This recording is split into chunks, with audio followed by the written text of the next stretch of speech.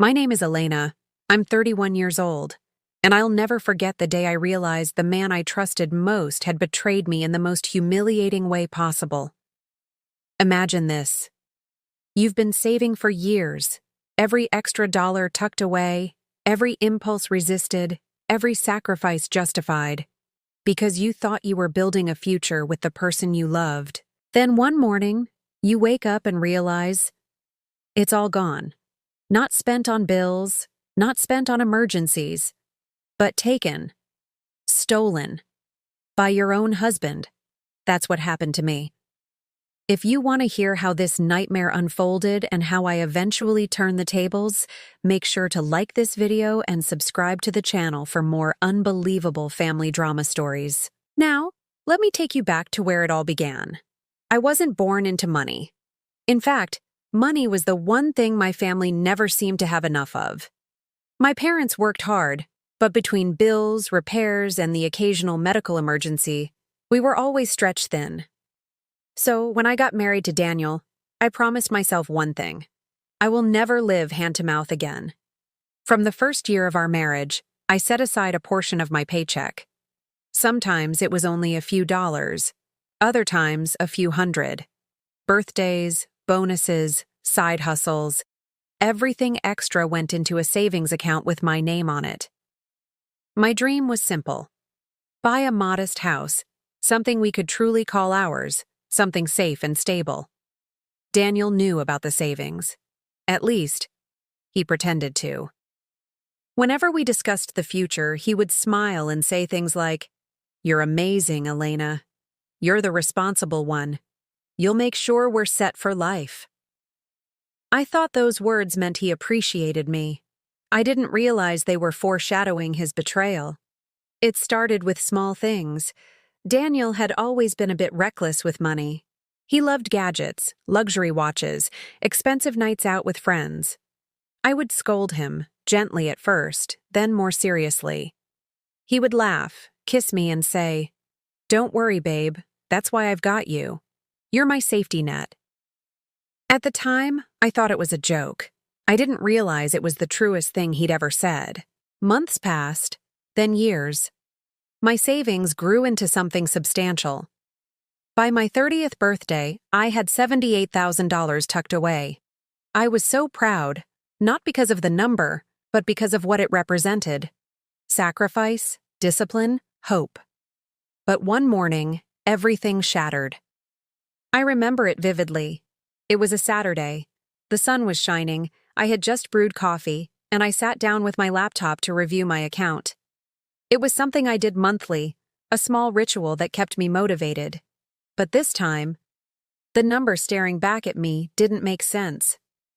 204. That couldn't be right. I blinked, refreshed the page, same number. My hands started to tremble.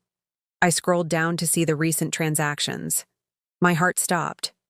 There were multiple large withdrawals over the past 3 weeks.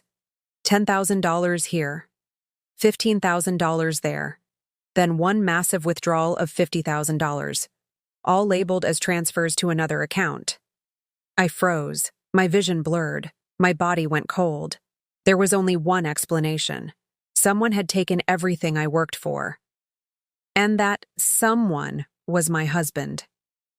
When Daniel came home that evening, I confronted him. My voice was shaking, tears already streaming down my face as I shouted, "Where is the money?" He didn't even look guilty. He didn't panic. He just sighed, tossed his jacket on the couch, and said casually, "I needed it, Elena. Relax." Relax? I thought I misheard him. My savings, my life's work, gone. And all he could say was relax? "What do you mean you needed it?" I demanded. He finally turned to me, his eyes cold, almost annoyed. "It was just sitting there, Elena. What's the point of hoarding money if you're not going to use it? I had an opportunity, an investment. You'll thank me later." An investment. That was his excuse. He had taken my savings, without asking, without telling me, and poured it into some shady business deal with a friend. That night, I cried until I couldn't breathe. But what came the next day was worse. I called my parents, desperate for comfort, for someone to take my side. I explained everything: how Daniel had stolen the money, how betrayed I felt, how our future was ruined. And do you know what my parents said? "Elena, you're his wife. His money is your money. Your money is his money. Why are you making such a fuss? You should be supporting him, not blaming him." I felt my stomach drop. Instead of defending me, instead of holding him accountable, they blamed me. They said I was selfish, that I shouldn't have been hiding money in the first place, that a good wife shares everything. My own parents, the people I trusted most. And in that moment, something inside me broke. Because if no one else was going to protect me, then I would have to protect myself. And Daniel? He had no idea that by stealing my savings, he had just set off a chain of events that would destroy him completely. The silence between us was unbearable after that night. Daniel walked around the house as if nothing had happened, while I felt like every breath I took was poisoned with betrayal. But my parents' words cut deeper than Daniel's theft. "Your money is his money. Stop being selfish." Selfish. That word haunted me. I wanted to scream at them. Was it selfish to dream of a home? Was it selfish to plan for a future where we weren't drowning in debt?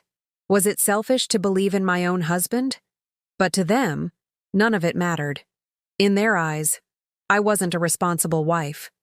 I was a disobedient one, and Daniel knew it. He could see that I had no allies, no one in my corner. That only made him bolder. 2 weeks later, I finally discovered what he had done with the money. It wasn't an investment like he claimed. It was a gamble, literally. One of his so-called business friends let it slip during a barbecue that Daniel had been brilliant at the poker tables lately. My blood ran cold. Poker. Gambling. He had risked every penny I saved on cards. When I confronted him again, his reaction was worse than before. He smirked. "Don't be so dramatic, Elena. I doubled it once. I can do it again. We'll be millionaires." Millionaires? My husband wasn't a genius investor. He was a delusional addict. That night, lying awake in bed, I realized I had two choices: stay silent and watch my life disappear, or take control. And for the first time in years, a fire lit inside me. I began documenting everything. Screenshots of the transfers, copies of the bank statements, even secret recordings of Daniel bragging to his friends about how he outsmarted me. I wasn't sure yet how I'd use it: divorce, legal action, or something else, but I knew I had to protect myself.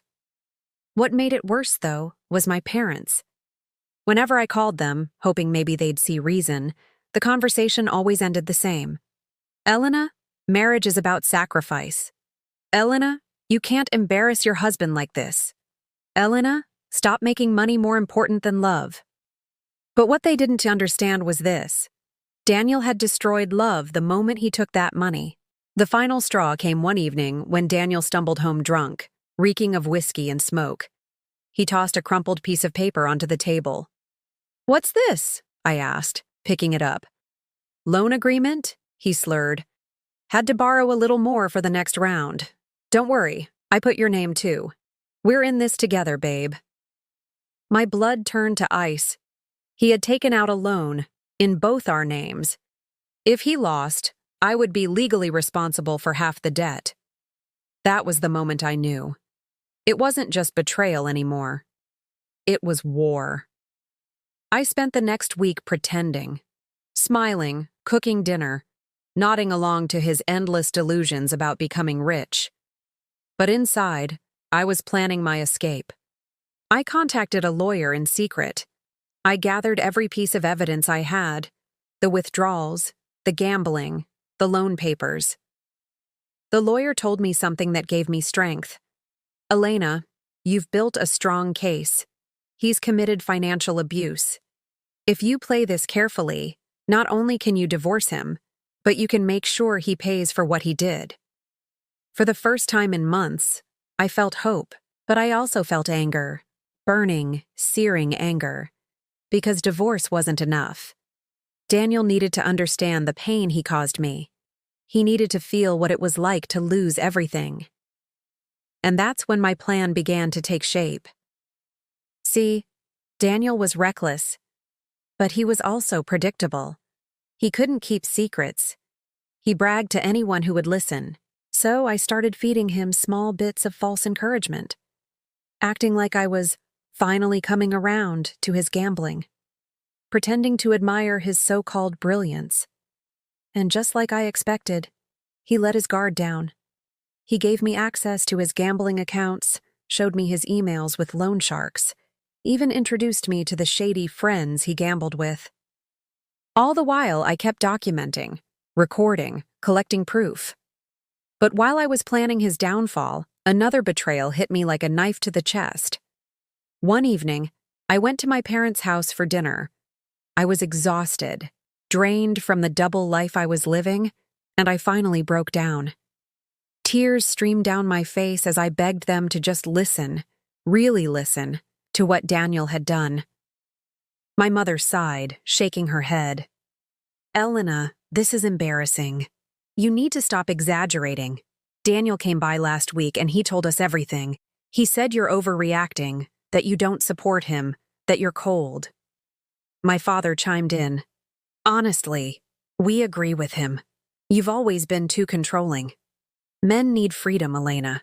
Maybe if you trusted him more, he wouldn't have gone behind your back." I couldn't believe what I was hearing. My own parents had taken his side. The man who stole everything from me. The man who lied. The man who gambled away my future. And they chose him over me. That night, driving home in silence, something inside me hardened. Daniel had stolen my money. My parents had stolen my support. But I was done being the victim. From that moment on, I wasn't just planning to leave Daniel. I was planning to destroy him, in a way he would never see coming. The lawyer told me to move slowly, to let the evidence stack up so high there would be no way for him to wiggle out. But patience is a luxury when rage is the fuel beneath your ribs. I swallowed it down and let the plan grow. Quiet, careful, poisonous. First, I secured my own safety net. I opened a new bank account under a shell company the lawyer helped me set up. Nothing flashy, just a legal buffer where I could put what little I had left and where Daniel couldn't touch a penny. I changed passwords, closed shared access, and set up alerts so every time he made a move I would know about it. Small acts of control felt like victories. They reminded me that I could still choose my fate. Then I started to use what he had given me. His arrogance. Daniel had never been modest about his conquests. He loved the attention of the men who called themselves his friends, the same men who lauded him for outsmarting his wife. So I leaned into that. I played the part of the naive, still supportive partner whenever we were around them, letting him parade his bravado until he practically spat it out at the table. While he bragged about the big win coming next week, I recorded him. Not with drama or theatrics, just simple snippets of him admitting things that, when stitched together, formed a confession. I recorded his conversations with the loan sharks, his texts promising payback that never came, his laugh when he said, "She'll never do anything. Mom's always side with sons-in-law." Those recordings were cold, factual, and damning. My lawyer filed motions. He drafted divorce papers and a petition for temporary restraining orders regarding the loans and any joint accounts. I let the legal machinery churn in the background while I focused on destroying Daniel S. illusions publicly. Because private justice is slow, public humiliation is immediate. The night I chose was calculated. It was the night of the celebration poker game, the one where he always won because he was loud enough to cow the others into folding. He had invited every face that mattered to him, his friends, his poker buddies, those same men who'd assured him I'd stay quiet. My lawyer and I dressed like ordinary guests. I walked in carrying a simple envelope stamped with the court seal and my name. When I saw him, all swagger and cheap cologne, I felt nothing but a cold, precise focus. He greeted me with that patronizing grin, the one he used when he wanted to remind me of my place. He laughed and waved me toward the bar, But I shook my head and moved toward the table where his friends were already cheering at his latest tall tale. "Hey, babe," he said, sliding into a seat like a king taking his throne. "You came to finally see how it's done?" I smiled. "I came to see what you're so proud of." He puffed his chest. "You'll learn one day. Gambling's an art." An art, I thought, that stole from the naive and fed the greedy. I stepped closer. "Daniel, before we start, there's something I need to do." He rolled his eyes, the room humming with the clink of chips and cigarette ash. Then I did what lawyers in courts are good at. I removed the cloak of privacy. "Daniel, I'm serving you with divorce papers," I said, and the blade of silence cut through the room. "And here are the papers freezing any joint accounts and loans pending discovery. Also, I've given copies to your friends here. You can all read the attached evidence while you play." You couldn't hear a pin drop. Faces shifted from amusement to shock. Laughter died like a struck match. Daniel's jaw tightened. His grin collapsed into something thinner, harder. "You can't," he began, panic finally surfacing.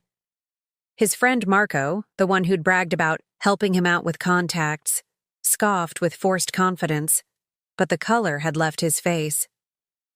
I watched him flail in front of the people he cared about most. He stomped from the table and disappeared into the men's room. I heard a muffled cry through the door, the kind of sound that used to be reserved for me.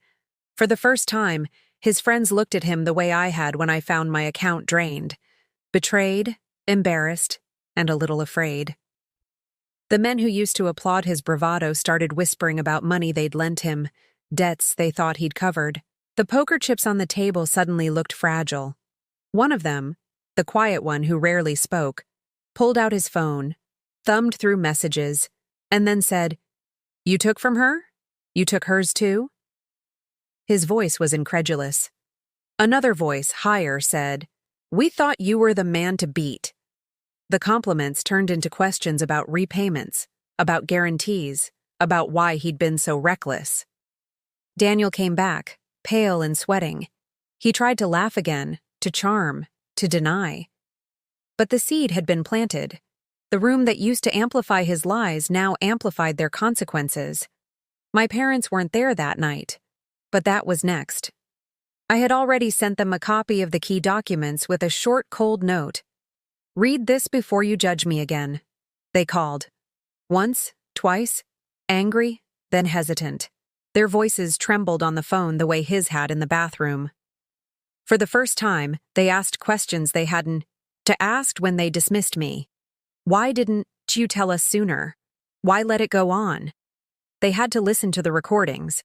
They had to read bar receipts and loan agreements with their son-in-law's signature, hearing my mother's voice, small and broken, say, "We didn't understand, Beta," felt like both victory and poison.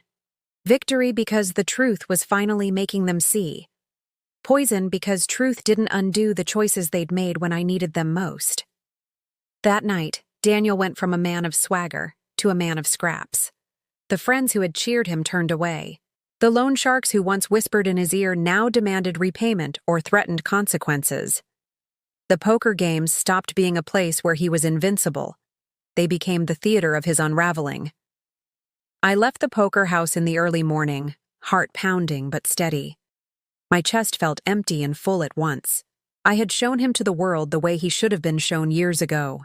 But as I walked to my car, the thought that kept returning, the cold ember under the ash, was this. Winning the attention of my parents and the scorn of his friends was only the beginning. The real victory would be when Daniel had nothing left to hide behind, and he was about to lose everything he thought belonged to him. When the dust settled at the poker house, the practical work began. Paperwork, phone calls, quiet interrogations that felt like surgery. Cutting out the rot without leaving the scar obvious until it healed. The lawyer told me to keep a tight lid on everything until the motions were filed. No public dramatics, but I had already felt the sweetness of watching his image crack in front of his peers. I wanted that crack to widen until it swallowed him whole. First came the financial freeze. The bank placed holds on the joint accounts after seeing the documents. Loan servicers reached out, shocked to discover the loans were in both our names and that I had filed for temporary relief. Daniel blamed me to anyone who would listen, calling me unreasonable, hysterical, the same words my parents had used. But now, when he claimed victims, people asked for proof. When he blamed me for ruining our finances, he had to explain the transfers, the withdrawal slips, the texts where he admitted borrowing from me. Evidence speaks in a way partners and parents sometimes refuse to. Then the calls started, the ones that made his voice thin and his bravado evaporate. His employer, a mid-sized construction firm that relied on trust and appearances, contacted HR when one of his poker buddies, the one who had lent him a few thousand, forwarded me screenshots of a message Daniel sent bragging about using company investor funds as collateral in a side bet. The company launched an internal review. 2 weeks later, Daniel was on unpaid leave pending investigation. His hands shook when he told me. For all his bluster, losing that steady paycheck was the first real crack in his armor. I didn't celebrate when that happened. I felt something colder than triumph. A sharp, clinical satisfaction that this was the consequence of his choices. He had staked not just my savings, but his professional integrity on illusions. He had dragged the people who trusted him into his mess. Now they were asking questions he couldn't answer. At home, the quiet was worse than the fights. He wandered from room to room like a man waiting for a verdict. Sometimes he would sit on the sofa and pretend to watch television, but his eyes were glazed with calculation. I watched him with the indifference of someone who'd been burned enough times to know when the fire was finally out.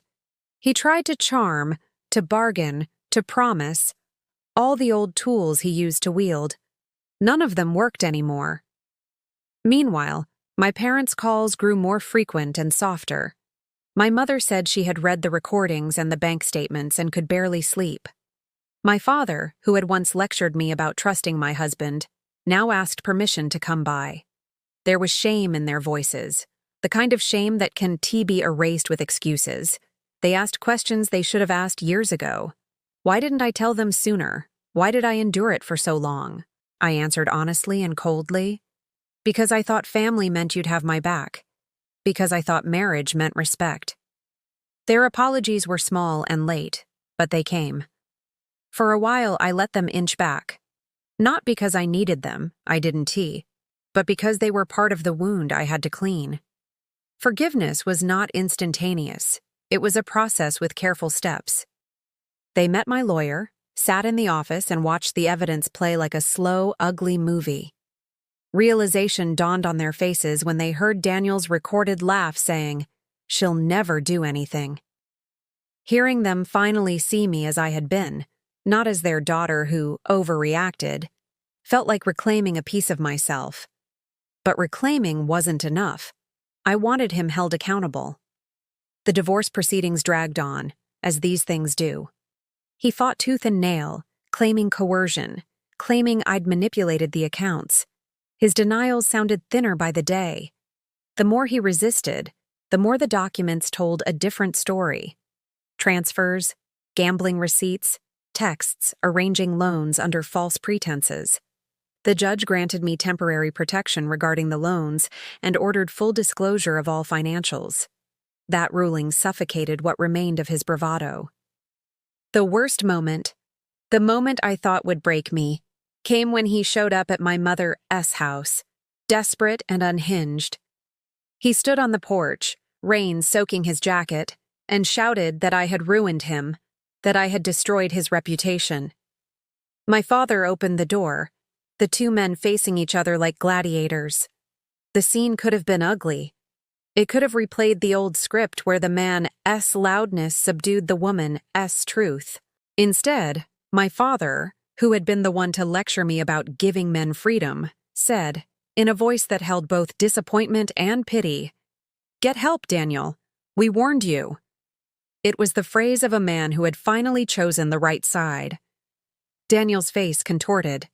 He turned and walked away with his shoulders hunched.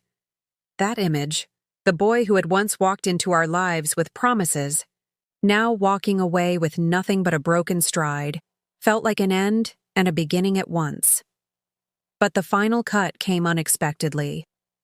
One morning, the police called. Someone had reported a pattern of fraud connected to a series of shell transactions that matched Daniel Eres' email and phone. The loan sharks were loud enough, but their methods were illegal. Forged signatures, falsified collateral, and that had attracted attention. Authorities started asking questions. Subpoenas followed. It wasn't just my divorce anymore. Criminal probes were a new beast altogether. Watching the life he'd built unravel under the weight of his own lies was not a clean victory. No revenge ever is. There were nights when I sat alone and felt the hollow ache of what had been lost, the house we never bought, the trust that could not be repacked and returned. And yet, between the ache and the silence, there was a hardening. The kind that taught me I could survive, and that I could build from the ruins. People ask if I felt pity for him. Sometimes, in the quietest hours, yes. I remembered the early days when his laughter felt like an answer to loneliness. But pity does not erase betrayal. It does not cancel the nights I cried alone or the ways my parents once turned away. He lost his job, his friends, his freedom to walk into a room without eyes darting. He lost the facade he needed. I gained something else, my name back, my power, the ability to plan a life that wasn't built on someone else's whims. The divorce settled months later. The criminal investigations moved at their own glacial pace, but there were charges, and the court records became another instrument of truth. My life didn't magically fix itself. There were financial hits to absorb, reputation repairs, and a long, slow process of rebuilding trust in myself. But when I stood in the empty room that would one day be mine with light pouring through the windows and a small stack of folders proving what had happened, I felt for the first time since the theft not like a victim, but like someone who had chosen herself. The divorce was finalized on a crisp autumn morning. The air outside the courthouse smelled of wet leaves and asphalt, and when I walked down the steps holding the final decree, it felt like carrying both a coffin and a birth certificate. Something had died, but something else had just begun. Daniel didn't show up for the last hearing. His lawyer muttered excuses about personal matters, but I knew the truth. He was too ashamed to face me, or maybe too scared to see the evidence stacked against him read aloud one last time. The judge had looked over the documents, the bank statements, the recordings, the loan agreements. Piece by piece, the truth had crushed his denials until nothing was left. The court awarded me protection from the loans he had signed in my name, granted me the lion's share of what little was left of the assets, and ordered Daniel to begin restitution payments. A bitter joke, considering he had no job and no prospects. Still, the ruling was symbolic. On paper, it was justice. In reality, it was a gravestone for a marriage that had died long before. You'd think that after all this, I'd feel victorious. But victory is not the same as peace. The nights were the hardest. I'd lie awake in a quiet apartment, the silence pressing down like a weight. Freedom has a cost. Loneliness, mistrust, the gnawing fear that maybe I had wasted years of my life on someone who never deserved even a month. But then I'd remember his face at the poker house, pale and sweating when the truth became public. I'd remember my parents' shame as they heard his laughter on those recordings. I'd remember the weight of $78,000 vanishing overnight, money I had bled for. And I'd remind myself, no, it wasn't wasted. It was the lesson I needed to carve steel into my spine. The weeks after the divorce were quiet, but not uneventful. Daniel spiraled. He called me at odd hours, begging, threatening, bargaining. Sometimes his voice cracked with desperation. "Elena, we can fix this. Just drop the case. Just tell them it was a misunderstanding." Other times it was venom. "You ruined me. You'll regret this. No one will want a woman who betrays her husband." I stopped answering after a while. The silence was more powerful than any rebuttal. My lawyer advised me to save the voicemails just in case. I did. Each one was another nail in the coffin of his own making. Then the investigation turned criminal. Fraud, forgery, misrepresentation. The words came tumbling out of official mouths in hearings I didn't even attend. Loan sharks might bend the law, but banks do not. And Daniel had crossed too many lines. The day I heard he'd been arrested, I didn't cheer. I just sat at my kitchen table, staring at the sunlight dripping through the blinds. My hands shook, but not from fear, from release. For the first time in years, I didn't feel like I was waiting for the other shoe to drop. It had dropped. Hard. My parents came around slowly. They started small, an apology here, an offer of dinner there. At first I resisted. Their betrayal wasn't physical theft like Daniel's, but it was still a theft. They had stolen my voice when I needed it most. Yet, as the weeks passed, I saw the cracks in their pride. My father sat across from me one evening, his hands shaking as he said, "We were wrong, Elena. We thought we were protecting your marriage. We didn't realize we were abandoning you." For the first time, I let him speak without anger boiling in my chest. Maybe because I finally understood. They hadn't seen the truth, and I had given Daniel too much power over how others saw me. That was my mistake. Never again. I rebuilt slowly. I found new work, new routines, and most importantly, new rules for myself. Rule 1, my money, my control. Rule 2, trust must be earned, not assumed. Rule 3, never confuse loyalty with servitude. Sometimes late at night, I'd picture Daniel. I wondered if he replayed the choices he made, if he regretted the moment he dipped into my savings. Did he ever think about the house I wanted to buy? The family we could have built? Or did he only curse my name for daring to fight back? It doesn't matter anymore. His story ended in courtrooms and jail cells. Mine is still being written. If you're watching this and you've ever felt trapped, unheard, dismissed, I need you to know something. You are not crazy. You are not selfish. Protecting yourself is not betrayal. Letting someone rob you of money, of dignity, of trust, that is betrayal. And you do not owe loyalty to betrayal. I thought I'd lost everything when Daniel took my savings. But the truth? That was the moment I started to gain myself back. And that's a savings account no one can ever steal again.